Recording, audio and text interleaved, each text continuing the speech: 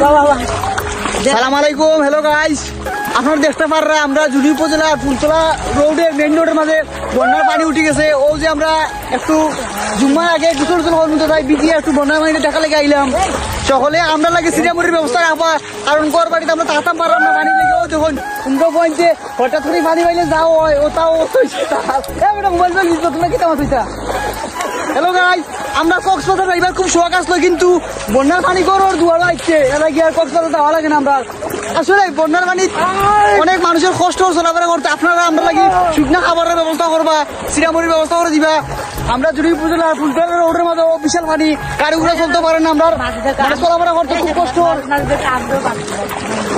এখন আমরা এলাকার দুই গ্রুপ কুয়া লইয়া কথা বলবো, আপনারা একটু শুনবা এক দেখো। তোমার বন্যার পানি কিনা লাগে চলতে চলাফেরা করতে লাগে।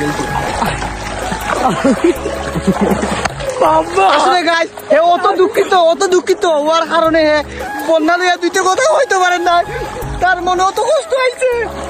আর আপনার সামনে আর কান দিয়া চরম পাই না, অত কষ্ট তার মনে হয় কিছু হইতে পারে না। আসলে বন্যার পানি আইসে মানে অনেক মানুষ আছে, বড় লোক মানুষ, তারা অনেক খুশি করে যে বন্যার পানি আইসে আর তো কোনদিন আইতো না। আসলে হেরা তো বুঝেন না যে গরিব লাগে কত কষ্ট হয়েছে এই বন্যার মাঝে চলা। আমরা বুঝি, আর আমরা তো মধ্যবিত্ত ফ্যামিলির পয়েন্ট, একবার খাইলে দুইবার খাইতাম পারি না, কত কষ্ট আমরা লাগি বন্যার মাঝে চলাফেরা করা। আসলে কোনো গাড়ি ঘোড়া চালানি যায় না, কোনো কাজ সময় যাওয়া যায় না বন্যার লাগি, কত কষ্টের মাঝে আছি আমরা একমাত্র জানি। আর ধন্যবাদ সবাইকে ভিডিওটা দেখার লাগি। আসসালামু আলাইকুম।